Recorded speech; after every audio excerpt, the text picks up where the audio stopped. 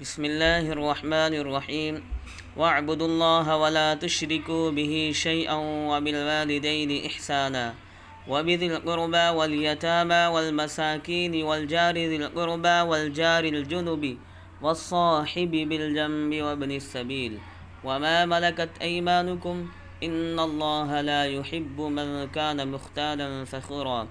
اور اللہ کی عبادت کرو اور اس کے ساتھ کسی کو شریک نہ ٹھہراؤ، اور والدین کے ساتھ اچھا سلوک کرو، نیز رشتہ داروں، یتیموں، مسکینوں، غریب والے پڑوسی، دور والے پڑوسی، ساتھ بیٹھے یا ساتھ کھڑے ہوئے شخص اور راہ گیر کے ساتھ اور اپنے غلام باندیوں کے ساتھ بھی اچھا برتاؤ رکھو۔ بے شک اللہ کسی اترانے والے شیخی باز کو پسند نہیں کرتا۔ نبی اکرم صلی اللہ علیہ وسلم نے فرمایا، پڑوسی کو تکلیف دینے والا مومن نہیں ہو سکتا۔ اللہ تعالیٰ اور قیامت کے دن پر ایمان رکھنے والا پڑوسی کی تکریم کرے۔ جو شخص اللہ تعالیٰ اور قیامت کے دن پر ایمان رکھتا ہے وہ پڑوسی کو تکلیف نہ دے۔ پڑوسی کے ساتھ اچھا برتاؤ اللہ اور اس کے رسول صلی اللہ علیہ وسلم کی محبت کا ذریعہ ہے۔ جبرائیل علیہ السلام نے پڑوسی کے حقوق کی اتنی تلقین کی، میں سمجھا کہ شاید اب وراثت میں سے بھی اس کے لیے حصہ ہو۔ اچھا وہ ہے جسے پڑوسی اچھا کہیں، اور برا وہ ہے جسے پڑوسی برا کہیں۔ پڑوسی کو حقیر نہ سمجھو۔ حضرت عائشہ رضی اللہ عنہا فرماتی ہیں کہ رسول اللہ صلی اللہ علیہ وسلم نے فرمایا، حضرت جبرائیل علیہ السلام مجھے پڑوسی کے بارے میں بار بار اس طرح وصیت کرتے رہے کہ مجھے گمان ہونے لگا شاید پڑوسی کو وراثت میں شریک نہ کر دیا جائے۔ حضور صلی اللہ علیہ وسلم نے ارشاد فرمایا، وہ شخص جنت میں نہ جائے گا جس کا پڑوسی اس کی ایذاؤں سے محفوظ نہ رہے۔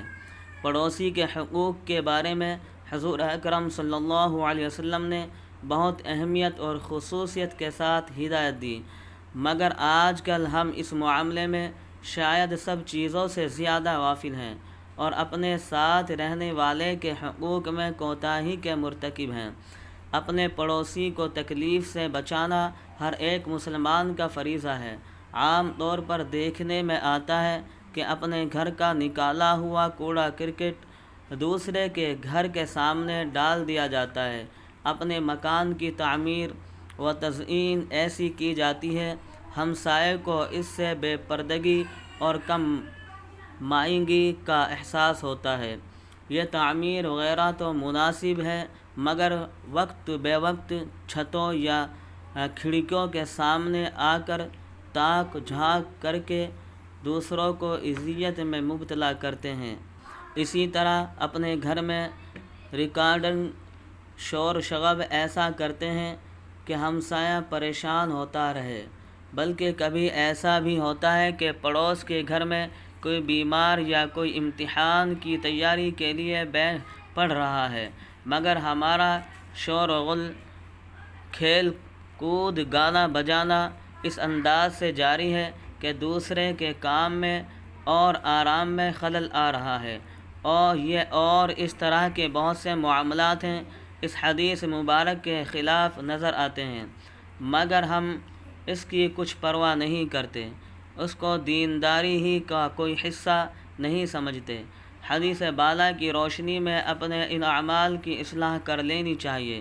پھر یہ بھی سمجھ لینا چاہیے کہ جار سے مراد صرف رہائشی مکان کا پڑوسی ہی نہیں ہوتا، بلکہ سفر کا پڑوسی، بازار اور دکان کا پڑوسی بھی پڑوسی ہے، اور وہ بھی انہی رعایتوں کا مستحق ہے، اور انہیں بھی کوئی تکلیف پہنچانا نہ چاہیے۔ سیدنا ابو ہریرہ رضی اللہ عنہ فرماتے ہیں، ایک آدمی نے رسول اکرم صلی اللہ علیہ وسلم کی خدمت میں عرض کیا، یا رسول اللہ، فلاں عورت دن کو روزہ رکھتی ہے، رات کو قیام کرتی ہے اور صدقہ خیرات بھی کرتی ہے، لیکن ہمسائیوں کو زبان سے اذیت پہنچاتی ہے۔ آپ صلی اللہ علیہ وسلم نے ارشاد فرمایا، یہ عورت جہنمی ہے۔ پھر صحابہ کرام رضی اللہ عنہم نے عرض کیا، فلاں عورت صرف فرض نماز ادا کرتی ہے اور پنیر کے ٹکڑے وغیرہ صدقہ کرتی ہے، لیکن ہمسائیوں کو اذیت نہیں پہنچاتی۔ آپ صلی اللہ علیہ وسلم نے ارشاد فرمایا، یہ عورت جنتی ہے۔